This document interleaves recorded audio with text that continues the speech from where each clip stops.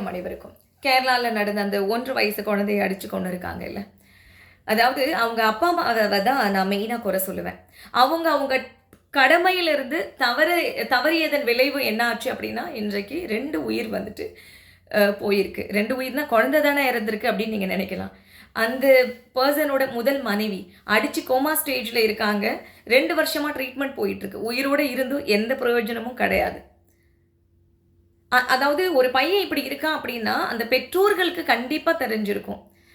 அவனுக்கு கவுன்சிலிங் தேவை, அவனுடைய மனநிலைமை சரியில்லை, அதீத கோபம் வருது, ஹி இஸ் நாட் நார்மல் அப்படின்றத அவங்க ஃபைண்ட் அவுட் பண்ணியிருப்பாங்க இல்லையா. முறையாக அவனை டாக்டர் கிட்ட கொண்டு போயிட்டு அவனுக்கு சிகிச்சை கொடுத்து அவனை ஒரு நல்ல மனநிலைமைக்கு கொண்டு வந்திருக்கணும். அதுக்கப்புறம் தான் அவங்களுக்கு திருமணமெல்லாம் அவங்க பண்ணி வைக்கணும். இதை தெரிஞ்சு அடுத்தது இன்னொரு பொண்ணு போயிட்டு அவன் மீது கொண்ட அதீத காதலில் லிவிங் டுகெதரில் இருந்து ஒரு குழந்தையும் இப்போ உயிர் போயிடுச்சு. ஸோ நீங்கள் பண்ணுற ஒரு தவறு என்ன ஆகுது அப்படின்னா அது இன்னொருத்தவங்களுடைய உயிரை பாதிக்குது இல்லையா. அதனால் தயவு கூர்ந்து குடும்ப உறுப்பினர்கள் மெயினாக வந்துட்டு தாய் தந்தை வந்துட்டு ஃபுல் ரெஸ்பான்சிபிலிட்டி இந்த மாதிரி தவறு செய்யக்கூடிய மனிதர்களுக்கு எடுக்கணும். அப்பா அம்மாவுடைய வளர்ப்பு கரெக்டாக இருந்துச்சு அப்படின்னா இன்றைக்கு அந்த பையன் இப்படி பண்ணியிருக்க மாட்டான்.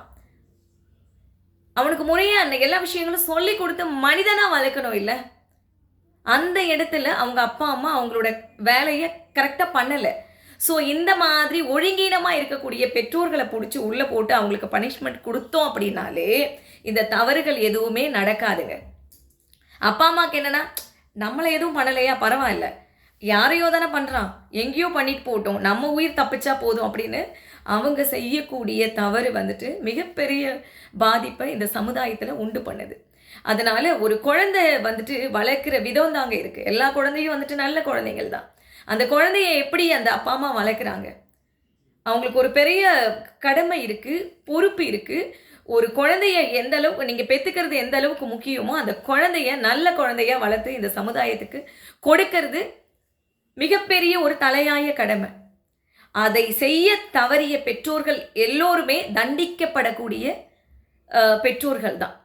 முதல்ல இப்போ ஒரு சட்டம் இருக்கு இல்லை, 18 வயசுக்கு கீழே ஒரு பையன் வண்டி எடுத்துகிட்டு போனால் போலீஸில் மாட்டினானாலே அவங்க அப்பாவை தூக்கி உள்ளே வச்சுடுவாங்க.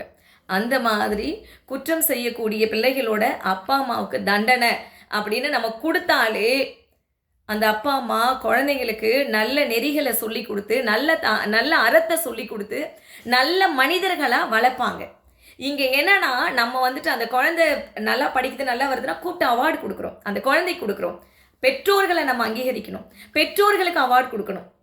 ஏன்னா அவங்களோட வளர்ப்பு அப்படி வளர்த்துருக்காங்க. அதே மாதிரி தப்பு செய்கிற குழந்தைங்களோட அப்பா அம்மாவை கூப்பிட்டோம் நம்ம பனிஷ் பண்ணணும்.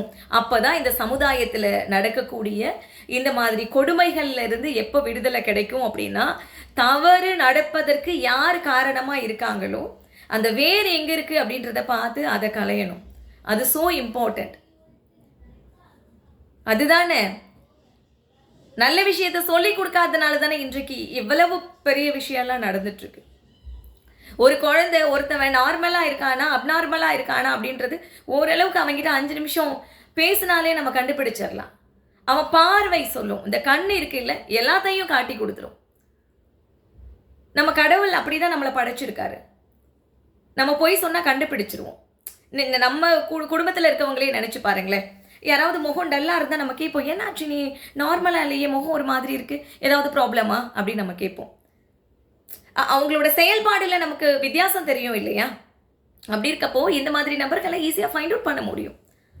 அவங்களுக்கு சரியாக ட்ரீட்மெண்ட் கொடுக்கணும், அவங்கள முறையாக ஒழுங்குபடுத்தி அவங்க லைஃப்பை கொண்டு வரணும் இல்லையா. இது ஒவ்வொருத்தரோட கடமை இல்லை.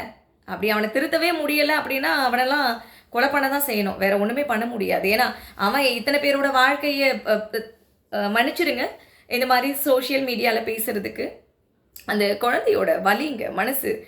நானும் ஒரு தாய் அப்படின்றதுனால குழந்தைங்களுக்கு ஒரு சின்ன மாற்றம் ஏற்பட்டாலும் நம்மால் வந்துட்டு ஒரு தாயாக அதை உணர முடியுங்க. குழந்தை என்ன காரணத்துக்காக அழறது அப்படின்னு அம்மாவுக்கு தான் தெரியும். அதனால்தான் கணவன் மனைவிக்கு கருத்து வேறுபாடு வந்தாலுமே கூட குழந்தைங்க வந்து தாய்கிட்ட தான் இருக்கணும் அப்படின்னு சொல்லுவதற்கான காரணம் என்னென்னா அந்த தாய் அளவுக்கு அந்த குழந்தைய நேசிக்கவோ அன்பு கூறவோ நல்ல விஷயங்களை சொல்லி கொடுத்து வளர்க்குறதுக்கோ ப்ரொடெக்ட் பண்ணவோ யாருமே கிடையாது. தாய்க்கு ஈடு தாய் மட்டும்தான். அந்த ரோலை வந்து இன்னொருத்தவங்க ப்ளே பண்ணவே முடியாது. அப்படிப்பட்ட ஒரு புனிதமான ஸ்தானம் இல்லையா அது? எனக்கு ரொம்ப வருத்தமாக இருக்குது. இதை பற்றி பேசுகிறோன்னா பேசிகிட்டே இருக்கலாம். ப்ளீஸ் இந்த மாதிரி சைக்கோ எல்லாம் நம்ம கூடவே இருக்காங்க.